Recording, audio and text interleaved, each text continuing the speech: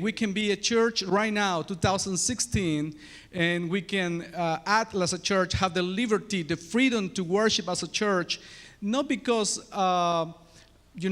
we deserve it like that. It's because many generations take the determination to work together to preserve the message.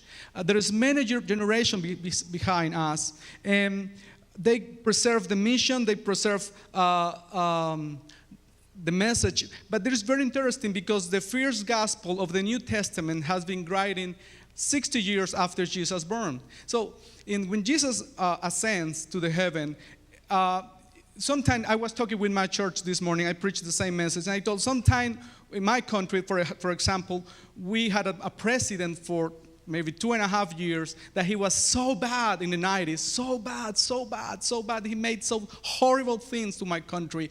But there is very, very interesting that 10 years later, he came back to the country after doing, all what he did, and without going to the prison, he just went to Panama and stayed there for 10 years. And for some reason, he came back to Ecuador, and the people forget about everything he did, and he became president for the second time.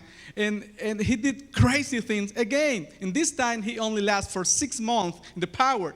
And the people just, the people was ready to kill him because he did horrible things. For example, we have, it's like the White House in America, it's a very important place. In our White House, he made the 15 years birthday for his baby girl with music and everything. It was a crazy guy. And the Ecuadorian people forget about everything he did for it. Because we are like that. We forget easily. We forget very, very fast, very easy the things that happened before. And it's very interesting how the message of Jesus, how the fact of Jesus can still so alive after so many years when, the first gospel has been written.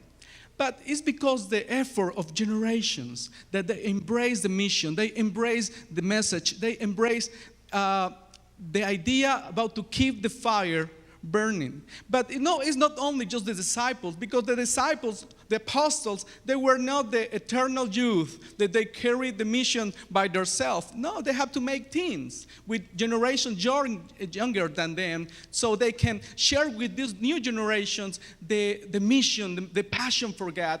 But also, this new generation, they can't make it by themselves neither. They need the experience, they need the leadership, they need the vision of the apostles. There's a combination, it's a dynamic relationship between generations that keep the fire burning. Are you agree with me in that? We need that dynamic relationship to keep the fire of the church. Right now, we live in a community that had been segmented by ages. For example, right now, we have a class for this age. We had a different class for this age. We tried to put the young Pastor Hugo with his kids far away from us because they are louder and they enjoy to be louder. I encourage you to take sometime the headphone of your kids and hear how loud they hear the music. This generation loves to be louder. We don't. Well, I do. I do a little bit.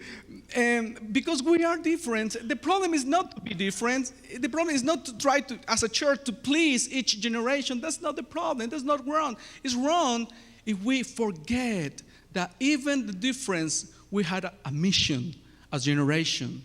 We are generations with a mission. And even before Christ, God established the way to keep the fire burning. In Deuteronomy 6:7, you will find that the only way that God said, Moses, the only way that you will keep this message on is if you teach to your children. But not only in your house, when you walk in the roads, when you are sitting, when you lay down, wherever you are, you have to teach to your children. That's the way to do it. And a very good example about how can different generations can relate in the ministry is in Acts chapter 13, verse 15. And I hope you join with me in the Bible. Chapter 13, verse 5. You put me nervous, Brother Jerry. What are you doing in the front? Are you going to help me? Okay. This is the first Paul journey, mission trip. You know, when I think about Paul, the Apostle Paul, I really think about somebody just looked like my dad.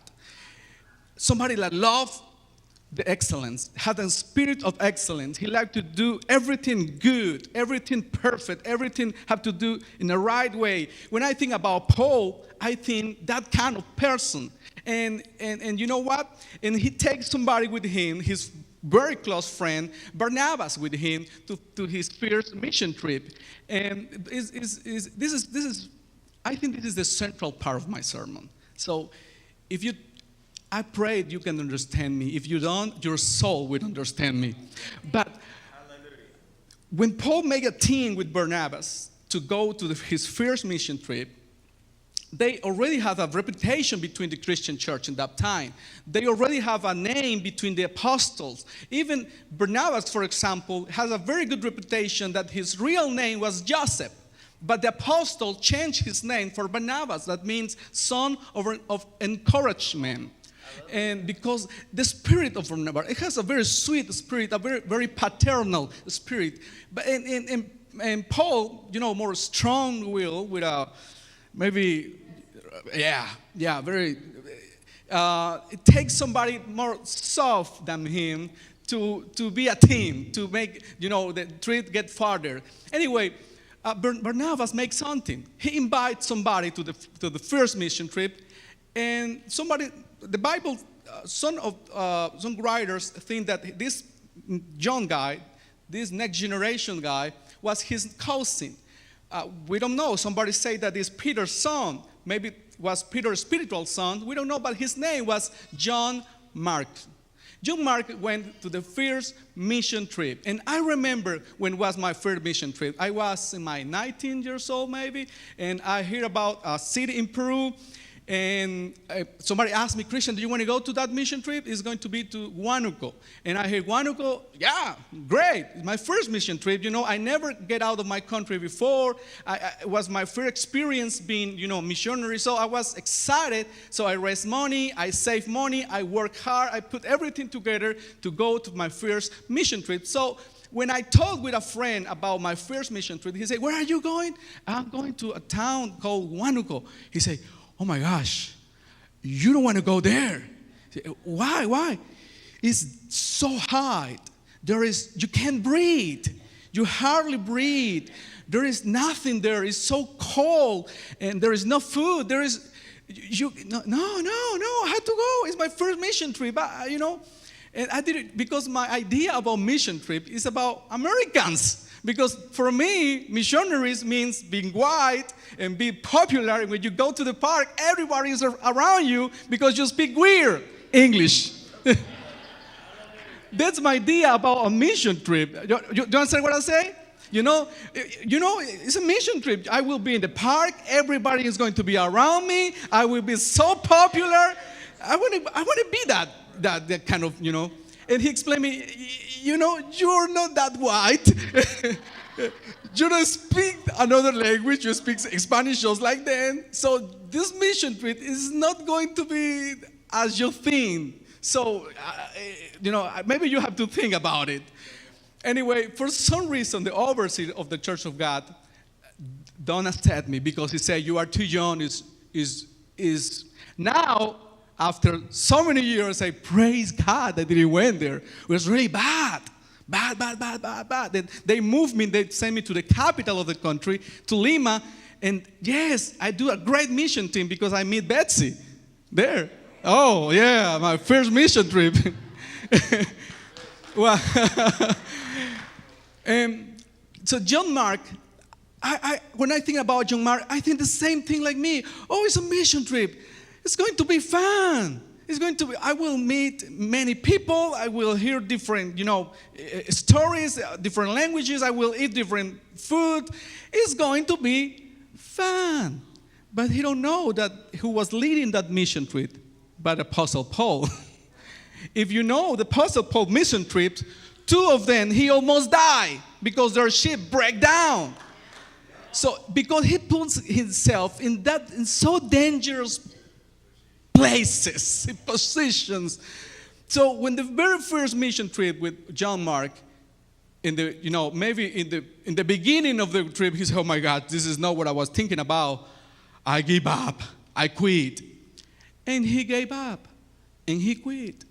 And 2 chapters later, chapter 15 of the book of Acts, Paul is preparing himself for the second mission trip.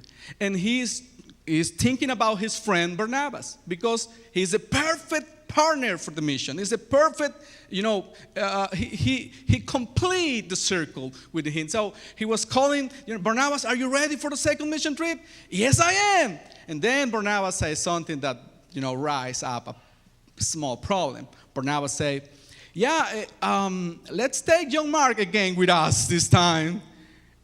And Paul say, "No way.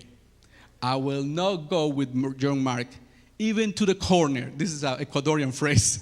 "I will not to the corner with that guy." You know what? This is he has no idea about what responsibility means. He has no sense of excellence. He has blah, blah. Maybe he make a list of the reason because he is not going to take John Mark with him.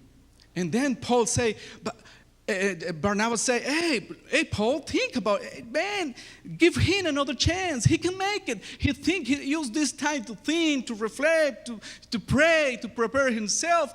Let's give him a chance. And Paul say, no, and no, and no. And there wasn't so big disagreement that the Barnabas say, if he don't go, I don't go. Bye-bye. Because Paul was very,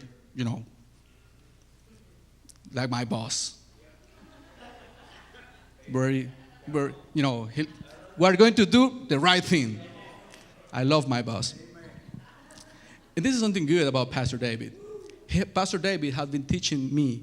I came from a culture where it's okay to serve God as you can, how you can.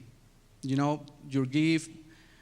But we have, as a culture, the Hispanic culture had a problem. If they don't pursue the excellence, they don't pursue do the right, perfect for God. And in the last 2 years, I had been teaching by the pastor that with a pastoral heart, and sometimes we fight, but with a pastoral heart, he has been teaching me that if you have to do something, you have to do good for God. And Paul belonged to that generation. But Barnabas say, okay, he's not going to take you, John Mark. You know what? Let me make my own mission trip. Let's go to Cyprus. And Barnabas quit and this is very, very interesting, because if after this chapter in the Bible, chapter 15, you will not read nothing more about Barnabas. It's like he disappeared of the Bible. It's like he disappeared it's like he say, okay, I will put my achievement away to aside, because I want to minister you. I want to help you. I want to pastor you. We don't have more details about Barnabas after this, but we do have a lot of details of John Mark. A lot. We have 12 years later of this second mission trip. The Apostle Paul was in a prison, and he was sending a letter to the Colossians church. And then, you know what he said? Please send me to John Mark, because he's very useful for the ministry. Wow. But take some time, somebody from a different generation, to understand that this generation failed. This generation sometimes do wrong things, but this generation is part of a mission. They had a mission too with me. They had a mission in the kingdom. They had an important part in this mission. But take people from different generations to realize that sometimes you have to be Barnabas for somebody else. And what I say this right here and right now, because Um, we, right now, here in this church, we have people from different generations. Generations that love God and love each other, but sometimes we are in the pose positions when somebody else makes mistakes. And then the same, you know what?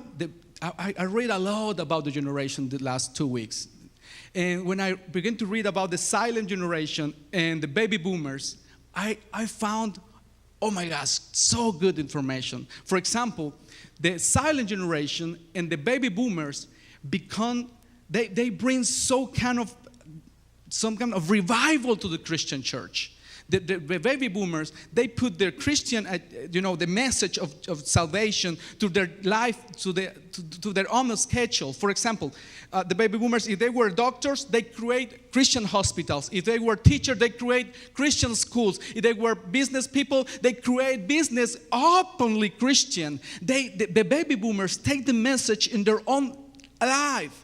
And they bring a revival to the church. And it's very interesting that because the church experienced a revival from the 40 to the 80, as you know, a revival from the 20s, with the silent generation to the next generation, the church had been full. You know how many churches that had been built in that time? Like these big churches. Why? Because the revival they were experiencing. God was everywhere. The message of Jesus, the message of salvation was in the banks, in the schools, in the streets, in the park, in the business people, everywhere. Oh, wow, awesome generation. But what happened now? What happened with the millennials? What happened with my generation? It's because the baby boomers and the silent generation did something that the same thing that Paul did. They don't give so many second chances to the next generation. And that's when the message began to slow down. The churches began to get empty. The message began to be left preached. We take the message out from the school, the prayer out to the school. Now it's offensive if you want to pray for somebody in a public place. What's happened? If we are a generation, you are generations with missions, what's happened right now?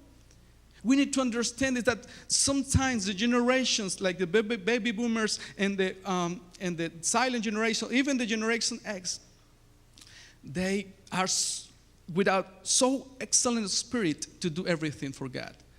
But they forget there is compassion also, forgiveness, second chances to the new generation. And the new generation think that they can do by themselves. The new generation think, I can make it. I can do it. I don't need you.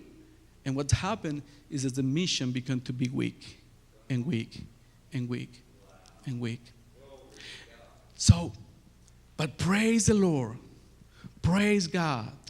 God rise up Barnabas in every generation.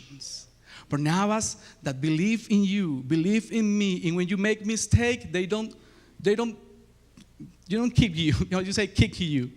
They walk with you a second chance. They give you a second chance. They walk with you a new journey. They create mission trips just because of you, because of me. We need that kind of people in our generations. And that makes very, very good sense because Barnabas' name means son of encouragement.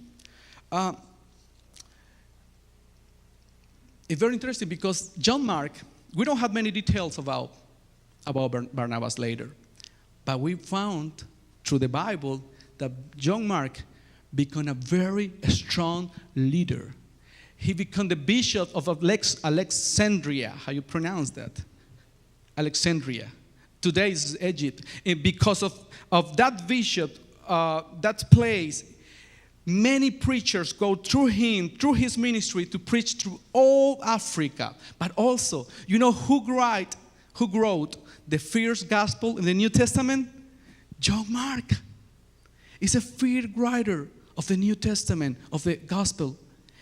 You know, when you begin to work together, and I would love to apply this to the church. I would love, because we need it as a church, as my father's house, we need it. We have people from silent generation, from baby boomer generation, from Generation X. We have millennials like me and Generation Z like the next one, and blah, blah, blah. And we can keep going, keep going, keep going. I would love to apply to a church, to our church, how we can work together as a generation with a mission. But before to apply to our church, I want to invite yourself to think in your own family, in your own house, in your own community. Just what you said before of the preaching, everything began in the house. And sometimes your children, they are only waiting for a second chance. The only thing that your children are waiting is that you invite them to, maybe sometimes you need to change your destiny because of the next generation. You say, okay, I'm not going to this place. I'm going to Cyprus because of you. Because I want to walk this journey with you. I want to make this mission trip for you. I want to prepare yourself so you can keep the fire burning for God. Yes.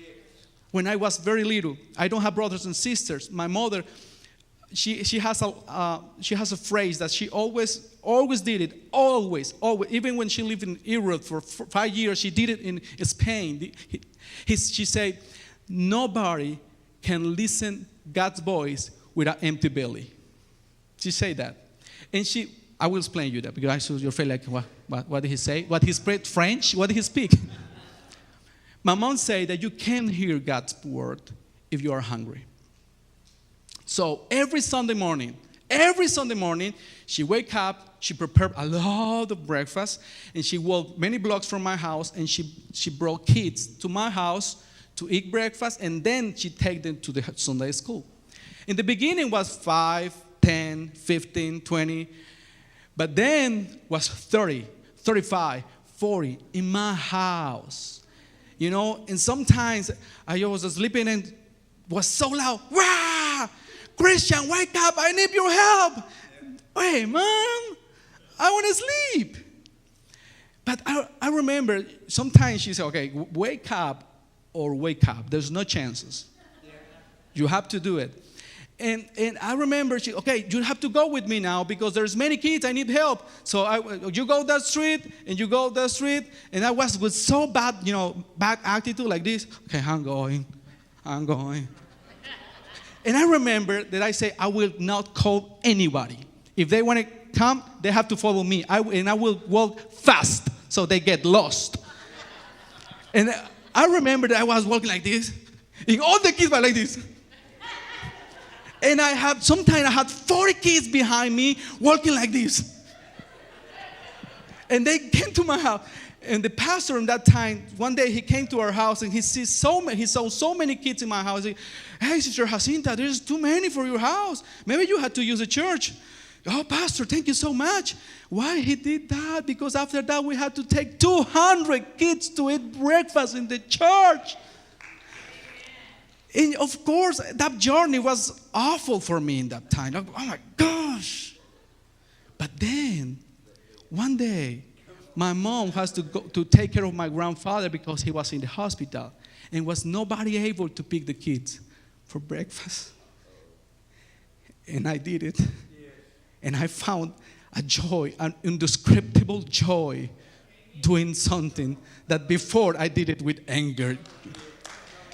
And now, so many years later, I'm here preaching you about God, about love, about the God that feeds the hungry. She took me to a journey.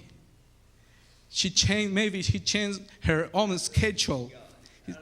And he took me to Cyprus. And I praise God for that.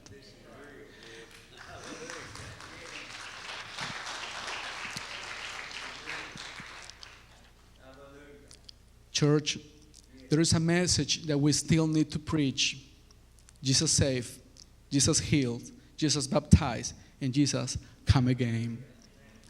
But we need to understand that the next generations are different. They are not like you. They are not like me. We need to understand that part. Maybe you have to take time to understand them. You need to understand your children. Maybe some of your children are just waiting for you to take a chance, a time to understand why they listen that kind of music, why they hear that loud music, why they dress that kind of pants. If you just take a time to understand it and walk the journey with them and begin to spend time with them and share the love of God and share the love of God, this journey will bring you a very good harvest in the future. Okay. We need to become we need to become Barnabas today, right now. 12 years later, Apostle Paul was saying the very, very kind words, the best words for young Mark. Somebody invest in the next generation. Another example is Eli and Samuel. Samuel belonged to a generation that never heard God's voice before. The Bible says that God doesn't speak in that time.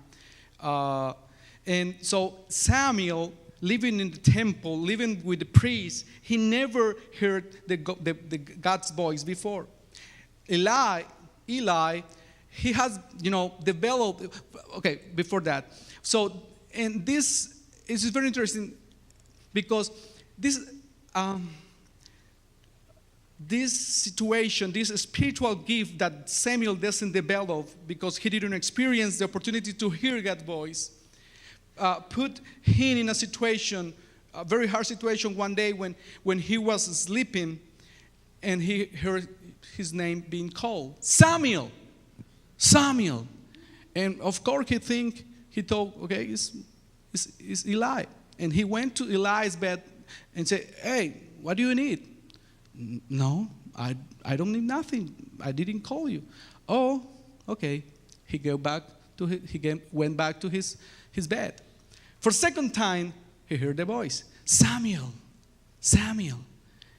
Okay, natural reaction. Okay, he need me because he was having problems to see. Eli was very, very old in that time. He was unable to see very clear. So for the most important thing in the day, he needed Samuel's help.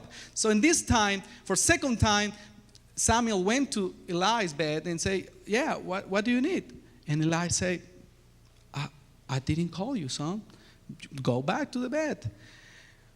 Okay. And for the third time, Samuel. Come on, Samuel.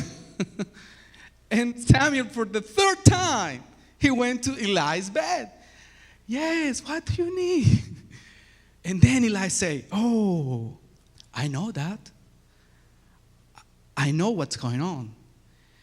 God is speaking to you. So, okay, Samuel, sit down. I will teach you something very important. God speaks. And now he's speaking to you. So the very next time that you hear the voice, you will say, Lord, speak, your servant heard. Listen, I know. I'm thinking in Spanish and speaking in English. This is a miracle. So, okay, do you learn? Yeah, okay. If he speaks again, I will say, yes, Lord, speak. I will listen to you. Yeah, okay. And he went back to the bed. And I think Samuel was waiting for the voice. Oh, it's my first time. Oh, but now I know it's God. I didn't know it was God. So he was excited, waiting for the voice until the voice came. Samuel. And then he said, yes, Lord, your servant is listening to you. The message that God gave to Samuel deserved another sermon. Because it was very harsh to Eli's life, Eli's family. But the principle that I want to apply this morning is that Eli's generation, they had the experience to hear God's voice. They have to teach Samuel's generation to hear God's voice. And I'm talking to you about this. You know why? Because I found something awesome on the internet. But because sometimes internets lie, I talk with many people of this church. Some of you are sitting right here and you're, I now understand why Christian was asking me so many questions. I make many questions to different people of here this week because I found statistics that said that the baby boomers generation and the silent generations, they have an excellent ear because after war, the Second World War, how you say that? That the radio became the most important thing in the house. So everybody was listening to the radio. And because the radio was very important to those generations, the ear that they developed was so good that the statistics says that the churches and that the baby boomers churches and the silent generation church have super avid of singers. They have to make lists of singers because there were so many. Because they developed a very great ear. It's very interesting. Because this generation, because they was on fire for God, they take that skill, natural skill, and they took those natural skill to a supernatural level. And they have a spiritual ability to hear God. There is no more books but have been writing, CDs, prophet, preaching, sermon, that those generations, because those generations hear God frequently. And maybe you have to say something in this time because I'm not from that generation. But what I read is that in that generation, you was in the service, just a regular service, and somebody had a message from God. A prophet rise up, a prophecy came here, and God speak there, and God speak there. It was a fire everywhere, every service. Because the spiritual ears of that generation has been developed with the ability to hear God's voice. But it's very interesting. Why, brother? Because my generation and the next generation of my generation, we didn't develop the ear. We developed the eyes. This is the tablet generation, the iPad generation. We everything want to see. We don't want to hear a sermon anymore by CD. We want to watch the preacher preaching. You know what I say? Now, before, if somebody sing, just put the 10 song or 15 song or 11 song in a CD and sell it. Now they had to make a video of the song because this is a generation that love to see. We developed our eyes, but we didn't develop our ears. And this is a natural skill, but become a supernatural skill that we have no ability to hear God's voice. One day I was preaching in the church. I say to the church, wait. God is putting something in my heart. God is talking to me. And then the afternoon, that afternoon, Joshua came to me and said, Dad, how God can speak to you? Oh, Joshua, okay, he put something in my heart. How he can put something in your heart? There is a hole in your heart. It was, it's taking a long time to explain him how God speaks. But what I'm trying to tell you is that this generation don't know how to hear God's voice. It doesn't matter if you have YouTube doesn't teach you how to hear God's voice. Doesn't matter if Pastor praise God for Google because you find in Google everything. But even Google doesn't teach you how to hear God's voice. The only way to learn how to hear God's voice, if somebody with authority, with the authority to that have been hear God's voice, come here and teach you, hey son, this is the way to hear God's voice.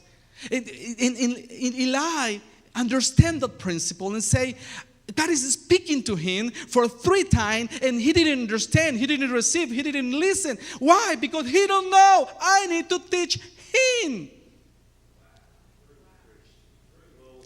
And many of our children aren't hearing, God is speaking to them every day in their schools, in their bus, and in the internet, everywhere. But they don't know that it is God calling them talking to them, trying to use them for for a powerful purpose. But because they need you to take their hand and say, hey, son, God is speaking to you.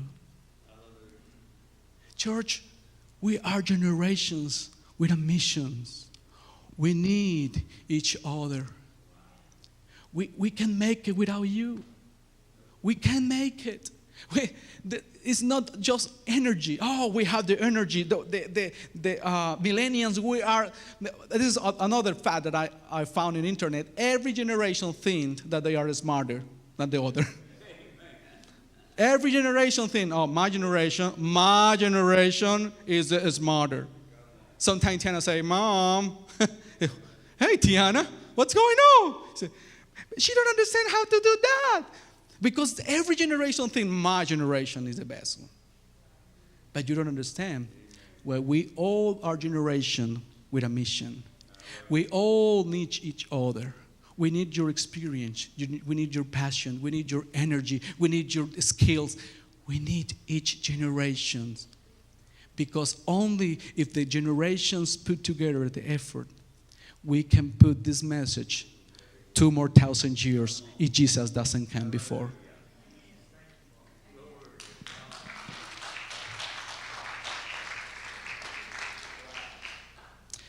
Can you imagine that you that have the special ear to hear God's voice can teach my generation? Can you imagine the impact in this community? This is something that happened in Israel right now. The Occidental community, you and me, we love to discipline our children by ourselves. I mean, David, you will not discipline Joshua. I will discipline Joshua because I'm his father. This is Occidental culture, thing like that. In Israel, doesn't think like that. If David go to the park and he see Joshua being mean with his sister, in that culture, he has the power from me to go and talk to him. Joshua, the Bible say, be good to your neighbor. When you understand that principle and apply it in the right way, you will see other children as your own. You will love other children as your own. You will discipline with love, with tender, to other with your own. And that's the way that the church become a family. Yes. When you see others as your own family, because you see them as a generation with a purpose, just like your own generation. But there is a laws that we need to change. The first thing that we need to change is the thinking about me being the best. Hey, you have no idea, the people from the silent generation, how much they can teach us. The baby boomers have a passion for God that, if we have just a 10% of their passion for God. But you know what? The millennials have so much love for God too. If you can just let them be part of your journey, I promise you there is excitement in the future. There is growing in the future. There is salvation. There is impact in the future. But we need to see our children, our grandchildren, our brothers and sisters, not just like a member of the church, just a part of a mission. And there's many examples in the Bible when you can see different generations doing greater things. Ruth and Naomi, Moses and Joshua, Paul and Timothy. And you can keep going, because you know what? Doesn't matter how old you are. You are not too old to impact this world. You are not too young. You are not to this, to that. We are part of one purpose, one mission, one generation with a mission. There is a message that we need to keep preaching, church. Jesus saved, Jesus heals, Jesus baptized, and He come again. If we keep preaching the same message, sometimes you will change the way to do it. You will change how loud you do it. You will change the colors of you do it. But the message never change, because the message go from one generation to other generation to other generation in different colors, in different ways. But the same message, we need to bring the message back.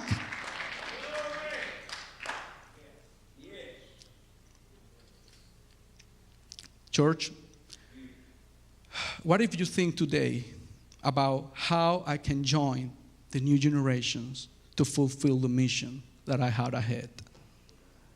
But of course, I would love you to think about the church. What I can do with the youth, what I can do with the children, what I can do with the elders, what I can do. But first, think about what you can do in your house right now, today, with your kids. What if you say, okay, let's go to Cyprus. I don't know what's there, but if I go with them, with my kids, I will enjoy the journey. Maybe it will be loud. Maybe it will be too cold for me. But because I love you and because we are part of one purpose, one generation with a mission, I will do it. And you know what, kids? Open your ears to hear your parents. They have something to share with you.